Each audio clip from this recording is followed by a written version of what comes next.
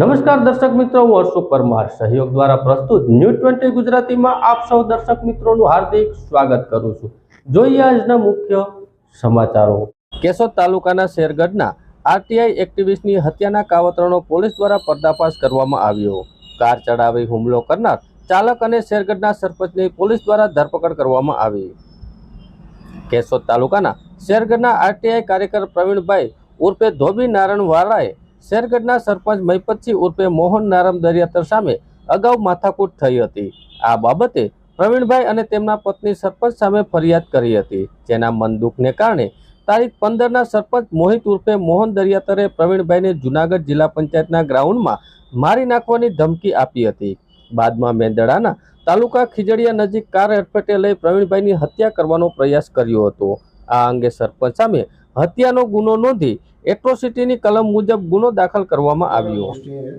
ગુનો રજિસ્ટર 240/2024 જે ગુનો દાખલ થયેલો હતો, જેમાં ફરિયાદી શ્રી પ્રવીણભાઈ ઉર્ફે નારાયણભાઈ વાળા અને તેમની સાથેના ભાઈને ઈજા કરેલ હતી, જે ઇકો ગાડી દ્વારા ટક્કર મારવામાં આવેલ હતી અને આ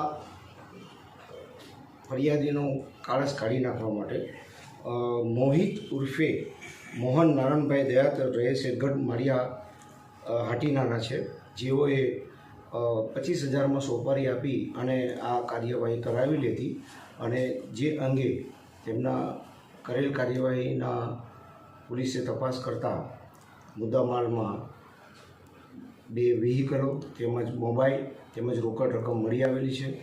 આ મોહિત સિંહ ઉર્ફે મોહન નારાયણભાઈ દયાતરનો ઇતિહાસ ખૂબ જ ગંભીર છે। તેઓને અગાઉ પણ પોલીસ ઉપર હુમલો કરેલો હતો અને તેમને ભ્રષ્ટાચાર કરેલ હોય, જેની એક્ટિવિટી માટે પ્રવીણભાઈ ઉર્ફે નારાયણભાઈ અવારનવાર માહિતીઓ માગતા હોય, જેની અદાવત રાખીને તેમની ઉપર પણ ફરિયાદો 2 અગાઉ કરેલી જ છે અને એની અદાવત રાખીને આ કાર્યવાહી એમની ઉપર કરવામાં આવેલી હતી। જૂનાગઢ શહેર અને ભવનાથ વિસ્તારમાં સતત 2 દિવસથી વરસી રહેલા વરસાદને હિસાબે દામોદર કુંડ અને સોનરખ નદીમાં ઘોડાપૂર આવ્યા।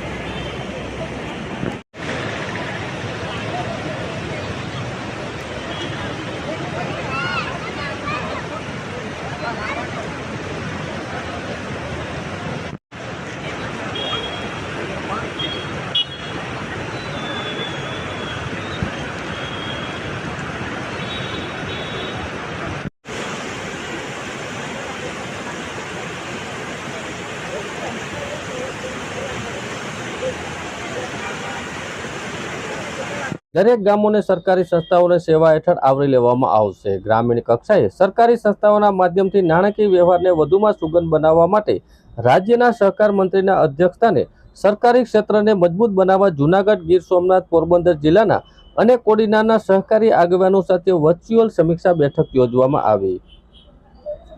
રાજ્યના સહકાર મંત્રી જગદીશ વિશ્વકર્માએ આજે જૂનાગઢ, ગીર સોમનાથ, પોરબંદર જિલ્લાના અનેક કોડીનાર સહકારી આગેવાનો સાથે સહકારી ક્ષેત્રનો વ્યાપ વધે તે માટે સરકારી સંસ્થાઓ વચ્ચે સંકલનની ખાસ કરીને ગ્રામીણ અર્થવ્યવસ્થા મુજબ અને ખેડૂતો, પશુપાલકો સમૃદ્ધિ આગળ વધે તે માટે દિશાસૂચક માર્ગદર્શન આપતા સહકારી સંસ્થાઓને નાણાકીય વ્યવહારની બેંકના માધ્યમથી થાય તે જરૂરી ગણાવ્યું હતું।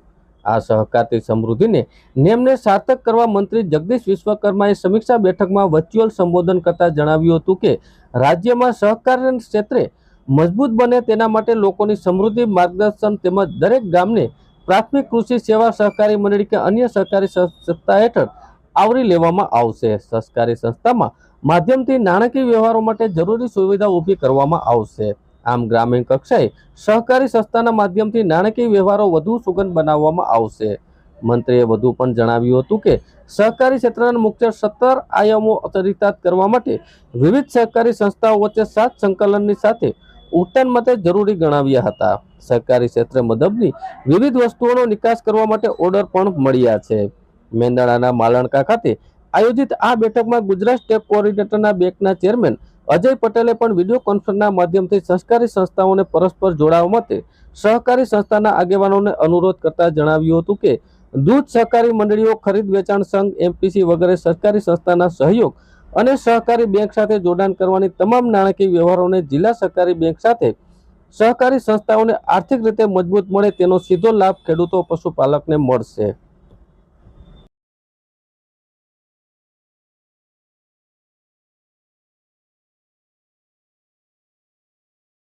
₹1000ની રોકડ અને અગત્યના ડોક્યુમેન્ટ સહિતનું પર્સ ખોવાતા વિશ્વાસ પ્રોજેક્ટ અંતર્ગત ઇન્સ્ટોલ કરેલા સીસીટીવી કેમેરાથી નેત્રમ શાખા પોલીસ દ્વારા ગણતરીની કલાકોમાં શોધી આપવામાં આવ્યું. અનિતાબેન ખીમજીભાઈ સોલંકી જૂનાગઢના રહેવાસીઓ અને ભવનાથ ફરવા ગયા હતા હોય ત્યારે અનિતાબેન ભવનાથથી મજવડી ગેટ માટે જવા માટે ઓટો રિક્ષામાં બેસ્યા હતા. મજવડી ગેટ ઓટો રિક્ષામાંથી ઉતર્યા બાદ તેમને માલુમ પડ્યું કે તેમનું 1000 રોકડ અને અગત્યના ડોક્યુમેન્ટ સહિતનું પર્સ ઓટો રિક્ષામાં જ ભૂલાઈ ગયું છે. જે પર્સમાં ₹1000 રોકડ, Aadhaar card, PAN card, ATM card વગેરે જેવા અગત્યના ડોક્યુમેન્ટ હતા. અનિતાબેને ઓટો રિક્ષા શોધવાનો પ્રયત્ન કર્યો હતો પરંતુ તેમને ઓટો રિક્ષા મળેલ નહીં. આગળ શું કરવું, પર્સ કેવી રીતે શોધવું? પર્સના આધાર કાર્ડ, એટીએમ જેવા અગત્યના ડોક્યુમેન્ટ હોય જેથી તેઓ ખૂબ વ્યથિત થઈ ગયેલા હતા. આ બાબતની જાણ નેત્રમ શાખાના કમાન્ડ કંટ્રોલના સેન્ટરના પીએસઆઈ પીએસ મશરૂમને કરતા નેત્રમ શાખા પોલીસના સ્ટાફ દ્વારા કાર્યવાહી હાથ ધરવામાં આવી હતી અને ઇન્સ્ટોલ કરેલા સીસીટીવી કેમેરાથી નેત્રમ શાખા પોલીસ દ્વારા ગણતરીની કલાકોમાં શોધી આપવામાં આવ્યું હતું. મારું નામ અનિતા ખીમજી સોલંકી. બેસીને મજવડી આવતી હતી અને રિક્ષામાં મારો પર્સ ભૂલાઈ ગયો. શાખામાં અમે આવેલા અને થોડીક વારમાં મારો પર્સ ગોતી દીધેલું છે. નેત્રમ શાખા પોલીસ વાળા, જુનાગઢ પોલીસ વાળા બધાનો આભાર હું માનું છું.